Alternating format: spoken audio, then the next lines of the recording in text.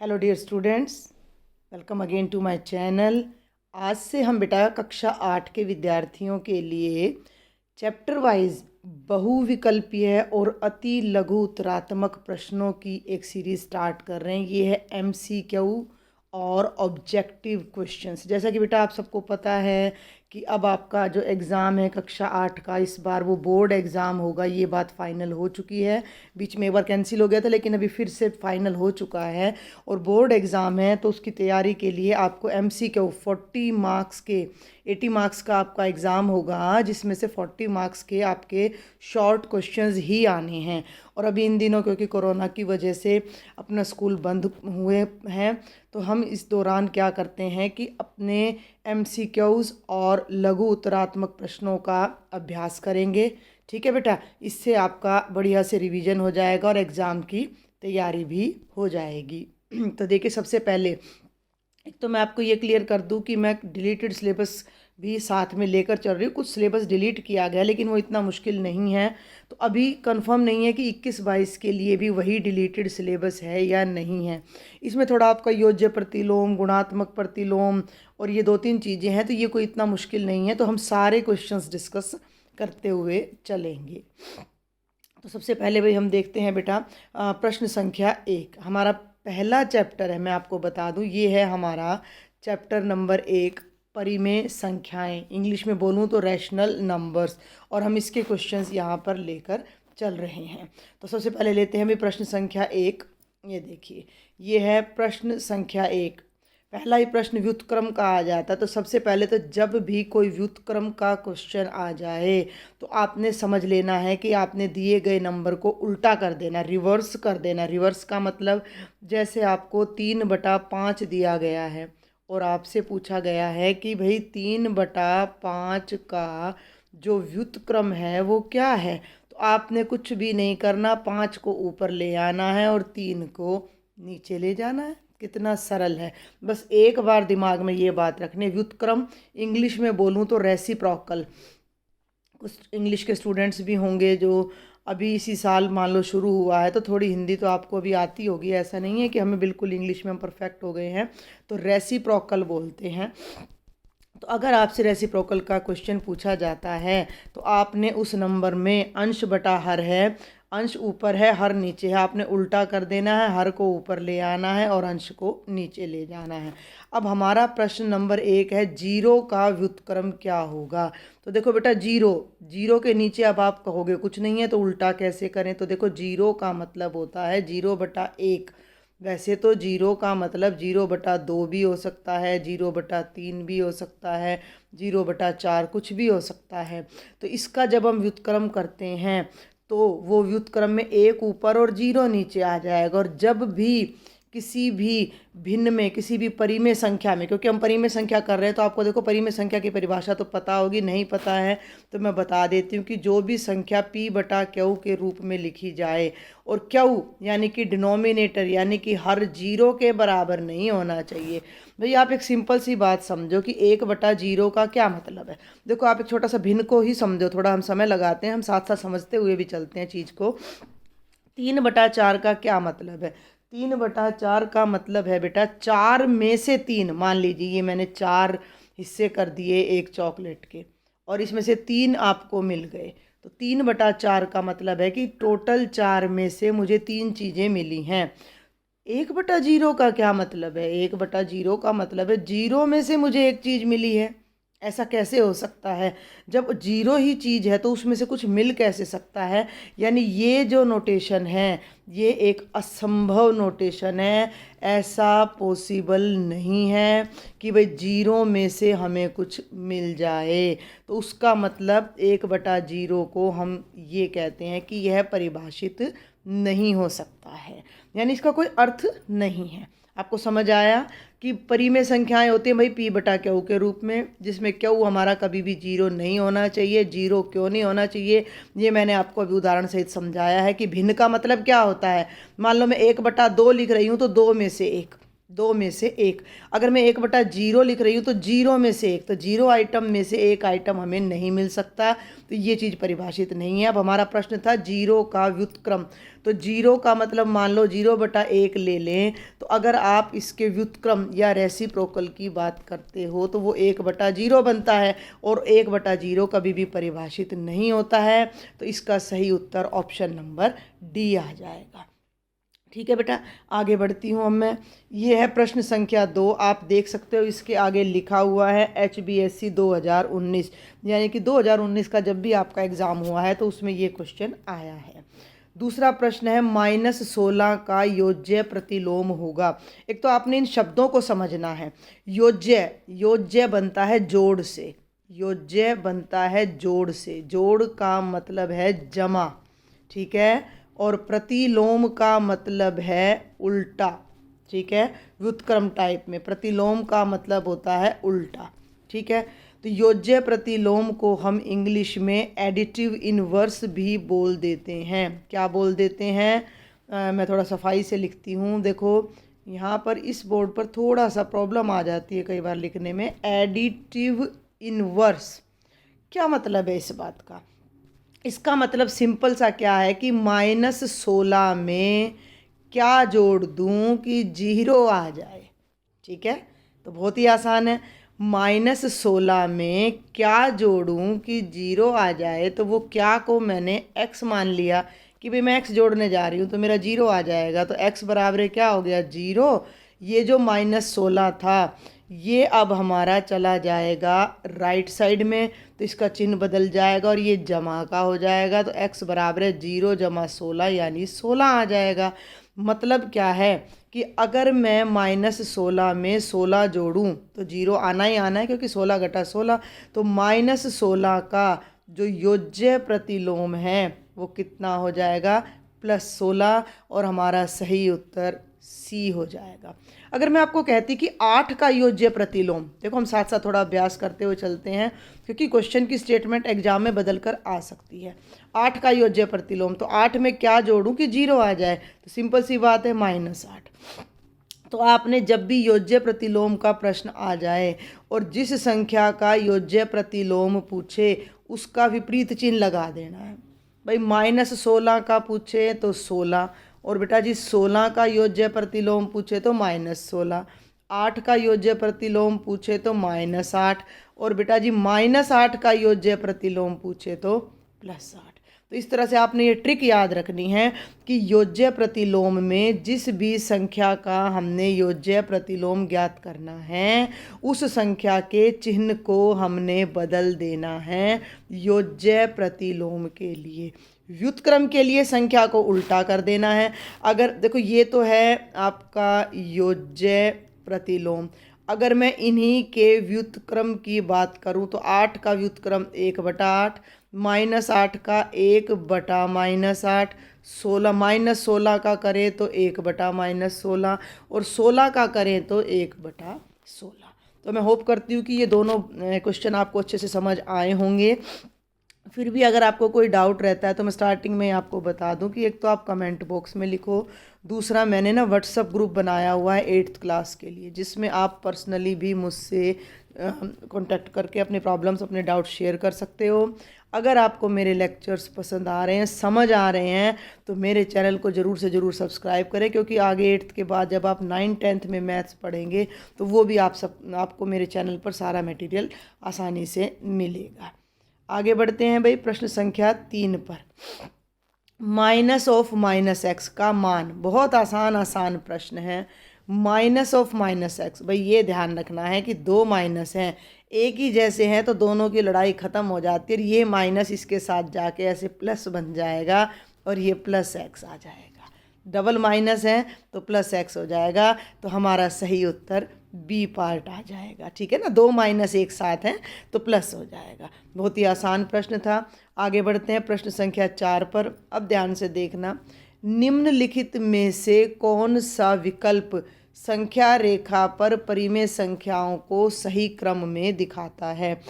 तो हम देखते हैं, वैसे तो शायद रिलेटेड सिलेबस में, शायद, आई एम नॉट श्योर, तो हम इस क्वेश्चन को ज़रूर करेंगे। सही क्रम का मतलब बढ़ते, देखो संख्या रेखा, एक मैं पहले ही आपको संख्या रेखा बना के दिखाती हूँ। ये 0 है तो इसके बाद देखो ना, मैं यहाँ खड़ी हूँ 0 पे, और 0 के बाद मैं आगे जाऊँगी तो 1, फिर आगे जाऊँगी तो 2 कदम चली 2, फिर आगे जाऊँगी तो 3, फिर बेटा 4, फिर बेटा 5। ठीक है भाई। और ऐसे ही जब मैं पीछे जाती हूँ -1, -2, -3, तो यहाँ से भी अगर आप देखते हो तो ये सब बढ़ते क्रम में हमारा क्वेश्चन चल रहा है, हर संख्या आगे बढ़ती हुई है। तो सही क्रम का मतलब हमने देखना है कि बढ़ते क्रम में इनमें से किस में लिखी गई हैं संख्याएं। ठीक है। अब एक बात और समझनी है कि आप देखो सभी भागों में 4 ही संख्याएं हैं, 0 तो बीच में आ गया। अब है 1/5, 1/10, -1/5 और -1/10। इन चारों को तुम ये देख लो कि इन चारों का असेंडिंग ऑर्डर क्या है। असेंडिंग ऑर्डर को हिंदी में मैं बोलूँ तो आरोही क्रम क्या है, चढ़ता क्रम क्या है, बढ़ते क्रम में ये संख्याएं कैसे हैं। ठीक है भाई। तो अब आप एक सिंपल सा बात को समझो कि इन चारों के डिनोमिनेटर देख लो, तो सबसे छोटी होती है -10, फिर -5, फिर 5 और फिर हमारा आता है 10। ठीक है भाई। तो ये हमारा बढ़ता क्रम होता है। तो अब इस बढ़ते क्रम में जब आप देखोगे तो इनको उल्टा करो। देखो एक बात का ध्यान रखना है कि अगर 3 4 से छोटा है, अगर 3 4 से छोटा है तो 1/3 बड़ा होता है 1/4 से। जितना उल्टा, जितनी छोटी संख्या होगी उसका रेसिप्रोकल, उसका व्युत्क्रम उतना ही बड़ा होगा। क्लियर है आपको ये बात? उसका व्युत्क्रम उतना ही बड़ा होगा। तो अब हम बात करते हैं कि 5 छोटा है 10 से, 5 छोटा है 10 से, तो 1/5 बड़ा होगा 1/10 से। समझ रहे हैं आप मेरी बात को?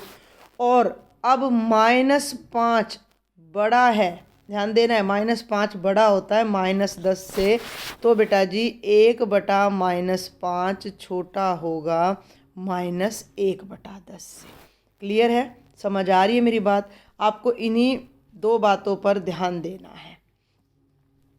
क्लियर है भाई? अगर कोई नंबर A दूसरे नंबर B से बड़ा है तो 1/A हमेशा 1/B से छोटा होगा, उल्टा होता है। अब इन पे ध्यान दो, 5 10 से छोटा है तो 1/5 1/10 से बड़ा होगा, और -5 -10 से बड़ा है तो 1/-5 1/-10 से छोटा होगा। और 0 हमेशा बीच में आती है, तो सही क्रम ये होना चाहिए कि सबसे पहले आए -1/5, फिर आए -1/10, फिर आए 1/5 और फिर आए 1/10। अब ये क्रम कौन से में है आप ज़रा ध्यान से देखें। मैं एक बार इसको पेज को क्लीन करती हूँ और मैं एक बार फिर लिखती हूँ। सबसे पहले बल्कि इधर लिखती हूँ। सबसे पहले आना चाहिए -1/5, फिर आना चाहिए -1/10, नेगेटिव के बाद 0 आता है, 0 के बाद पॉजिटिव नंबर आता है, तो 1/10 हमारा छोटा होगा और 1/5 हमारा बड़ा होगा। तो ये हमारा क्रम होना चाहिए।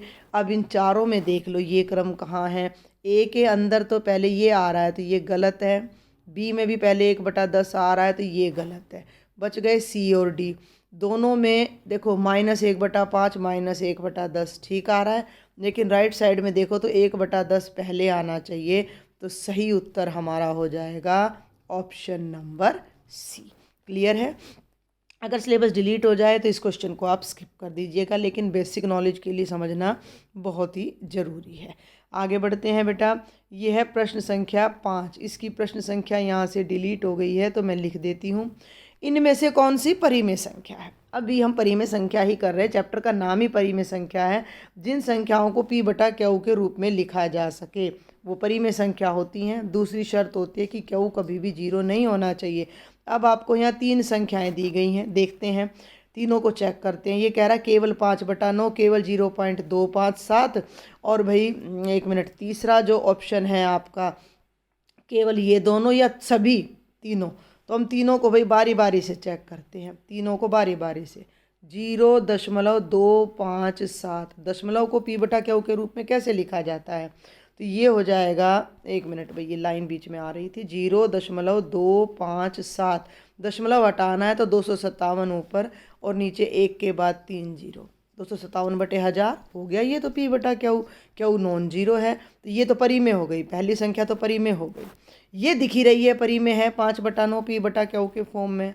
बच गया 4 की पावर -13। घात के नियम को हम थोड़ा सा याद करें तो इसको मैं बटे में ले जाऊं तो 1/4 की पावर 13 हो जाएगा।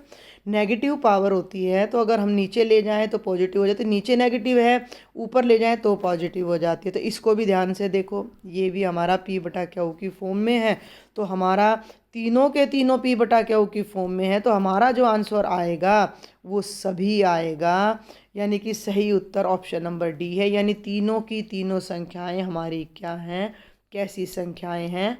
परिमेय संख्याएं हैं। क्लियर? आगे बढ़ते हैं बेटा प्रश्न संख्या 6 पर। यदि दो परिमेय संख्याओं का जोड़ -3/7 है, दो परिमेय संख्याओं का जोड़ -3/7 है, संख्याओं में से एक संख्या -5/8 है, तो दूसरी क्या होगी? देखो एक सिंपल सा क्वेश्चन ले लेते हैं भाई, एक बहुत सिंपल सा मैथ है। दो संख्याओं का जोड़, दो संख्याएं हैं, एक आपके पास है एक मेरे पास है और जोड़ 10 है, ठीक है। उनमें से एक संख्या 8 है, दूसरी संख्या क्या होगी? 10 में से 8 गया 2 भाई, 10 में से 8 गया 2, यानी कि जोड़ में से संख्या को घटा दो तो नई संख्या आ जाएगी। सिंपल सा लॉजिक है हमारा, सिंपल सा लॉजिक है कि दो संख्याओं के जोड़ में से अगर एक संख्या घटा दें तो दूसरी आ जाएगी। तो अब हम आगे बढ़ते हैं, ये तो जोड़ है, ये पहली संख्या है, तो दूसरी संख्या क्या होगी? तो जोड़ में से पहली संख्या को घटा दो, दूसरी संख्या क्या होगी? -3/7 तो जोड़ है, इसमें से घटा कर दीजिए -5/8। अब इसको हल कर लीजिए, -3/7, दो माइनस के चिन्ह अभी अभी हमारे इसी लेक्चर में आया भी है, तो जमा हो जाएगा 5/8, -3/7 जमा 5/8, दोनों का लघुत्तम ले लो, 7 और 8 का लघुत्तम कितना आएगा? 56 आएगा। 7 8 56 और 8 3 24, ये हो गया -24। इसी 56 को 8 से भाग करें तो 8 7 56, 7 को 5 से गुणा करें तो जमा का 35। ऊपर है जमा का 35 घटा का 24, यानी 35 में से 24 घटाना है, तो 35 में से 24 घटाइएगा तो 11 आएगा, तो ऊपर आ जाएगा 11, नीचे आ जाएगा 56, तो 11/56 हमारा सही आंसर आ जाएगा। ध्यान देना है, जब भी दो संख्याओं का जोड़ दे रखा है और एक संख्या दे रखी है तो जोड़ बड़ा होता है, दिखने में कुछ भी है, परिमेय संख्याएं हैं, आपको इतना डिटेल नहीं पता कौन सी बड़ी है कौन सी छोटी है, तो जोड़ हमेशा, दो का जोड़ हमेशा बड़ा होता है, तो उसमें से एक संख्या को घटा दो तो 11/56 हमारा उत्तर आ गया। तो ये हमारा ऑप्शन नंबर डी करेक्ट है। आगे बढ़ते हैं बेटा प्रश्न संख्या 7 पर। संख्या रेखा पर -6 और -1 के बीच सबसे छोटी पूर्णांक संख्या कौन सी है? संख्या रेखा बना लो, बहुत ही आसान प्रश्न। 0, अब नेगेटिव में चल रहे तो पीछे ही चलते हैं, -1 -2 -3 -4 -5 -6, ठीक है। ये हो गया -2, ये हो गया -3, ये हो गया -4, ये -5। अब आप, मैं अलग कलर यूज करती हूँ बल्कि ताकि आपको पता लगे, ये -6 है, ये -1 है। क्वेश्चन क्या है कि इनके बीच में, तो बीच में क्या आ रहा है? पूर्णांक, पूर्णांक ध्यान रखना, पूर्णांक जिनके बटे में कुछ ना हो, 1 हो, 2 हो, 3 हो, 4 हो, 5 हो, -1 हो, -2 हो, -3 हो, -4 हो, -5 हो, 0 हो, ठीक है, ये सब पूर्णांक हैं। तो हमें इनके बीच में, इन दोनों के बीच में जो सबसे छोटा है वो बताना है। तो आप ये ध्यान दें कि जैसे जैसे संख्याएं नेगेटिव में जाती हैं तो ये घटता क्रम चल रहा है। तो ये -1 सबसे बड़ा, -2 उससे छोटा, -3 उससे छोटा, -4 उससे छोटा और -5 उससे छोटा। तो सबसे छोटी संख्या -5 है। बड़े आसान आसान प्रश्न है, अगर आपको संख्या पद्धति आती है तो ये हमारे 7वें प्रश्न का उत्तर हो जाएगा ऑप्शन नंबर सी। आगे बढ़ते हैं बेटा प्रश्न संख्या 8। एक परिमेय संख्या m/n को यदि परिमेय संख्या p बटा क्यू का व्युत्क्रम कहा जाएगा यदि दोनों का गुणनफल 1 हो। अभी मैंने बताया कि 3/4 पहला ही प्रश्न था हमारा का व्युत्क्रम। देखो ध्यान देना, 3/5 लिखा था थोड़ी देर पहले मैंने, अब मैंने 3/4 लिख दिया है। 3/4 का व्युत्क्रम 4/3 होगा। पहचान कर लो भाई, 3/4 को जब मैं 4/3 से गुणा करूँगी तो 4 से तो 4 कट गया, 3 से 3 कट गया, गुणा करके कितना आ गया 1। कहने का मतलब क्या है कि यदि दो संख्याएं एक दूसरे का व्युत्क्रम हैं तो उनकी गुणा हमेशा 1 आती है। तो ये बुक वाला भी यही कह रहा है कि m/n का व्युत्क्रम p/q तब होता है जब दोनों की गुणा 1 हो। ये सिर्फ आपको समझाने के लिए। असली प्रश्न क्या है, इनमें से कौन सा -1 सही 1/7 का व्युत्क्रम है। तो ये ऊपर वाली हेडिंग तो सिर्फ आपको समझाने के लिए, थोड़ा आपका समय लेने के लिए थी। असली प्रश्न तो ये है कि -1 सही 1/7 का हमने व्युत्क्रम बताना है भाई। तो -1 सही 1/7 भिन्न खोल लो, इसकी मिक्स्ड फ्रैक्शन है ना, ये मिश्रित भिन्न है। तो 7 एकम 7 और 7 में 1 जोड़ेंगे तो 8, ये आ गया -8/7। इसका व्युत्क्रम बताना है। तो अभी इस पहले ही प्रश्न में तो सिखाया है मैंने आपको, उल्टा कर दो, 7 ऊपर 8 नीचे, माइनस के साइन से कोई फर्क नहीं पड़ता। तो ये आ जाएगा -7/8, यानी कि option number C. Option number C. आगे बढ़ते हैं अभी प्रश्न संख्या 9 पर। क्रम में अगली संख्या क्या होगी। क्रम में अगली संख्या क्या होगी। पहली संख्या है 8, फिर है 5, फिर है 2, फिर है -1, फिर है -4 और फिर है खाली स्थान। सबसे पहले तो आप ये नोट करो कि संख्याएं बढ़ रही हैं या घट रही हैं। आप 8 के बाद 5 आ रहा है तो कम हो रहा है। कितना कम हो रहा है, 3 घट रहा है। 5 में से 3 घटा तो 2 आ रहा है, और 2 में से 3 घटा तो -1 आ रहा है। -1 में से 3 कम किया तो -4 आ रहा है। तो ये लास्ट संख्या -4 है। तो -4 में से 3 कम करिएगा तो कितना आएगा, -7 आएगा। तो हमारा सही उत्तर ऑप्शन नंबर सी हो जाएगा। तो हम आगे और देखते हैं, एक आधा क्वेश्चन और देख लेते हैं। ये है प्रश्न संख्या 10। प्रश्न संख्या 10 हम देखते हैं। 10 ही प्रश्न करेंगे हम एक लेक्चर में। इनमें से क्या 93 के बराबर है। भाई 93 का मतलब क्या है। देखो क्या बच्चों वाला सवाल है। अगर आपको गिनती तो हमें आनी चाहिए, आती है हम सबको। 93 का मतलब है 90 जमा 3। भाई 90 जमा 3 का मतलब है 9 को 10 से गुणा कर दिया और उसके अंदर 3 जोड़ दिया, तभी तो आया। देखो ना, समझो ना, 9 को 10 से गुणा करा, कितना आया 90, और उसके अंदर 3 जोड़ दिया तो कितना आ गया 93। अब ये जो 90 है, ये जो 9, और वैसे भी समझो ये कौन सा स्थान होता है, इकाई का, और ये कौन सा स्थान होता है, दहाई का। एक होता है इकाई का स्थान, एक होता है दहाई का। इकाई की जगह 3 है, दहाई की जगह 9 है। तो ये 9 तो दहाई है और 3 इकाई है। अब देख लो 9 दहाई 3 इकाई कहाँ है। ये पहला ही आंसर है, 9 तो दहाई है और 3 इकाई है। तो यही हमसे पूछा गया था कि 93 किसके बराबर है। अभी आज के लेक्चर में बस मैं ये 10 ही क्वेश्चन आपको करा रही हूँ। आप इनका अच्छे से अभ्यास करें। कोई भी डाउट है तो आपने मुझे कमेंट बॉक्स में या व्हाट्सएप पर ज़रूर लिखना है। लेक्चर्स पसंद आए तो ज़्यादा से ज़्यादा अपने फ्रेंड्स को शेयर करें। ठीक है बेटा। Thank you students.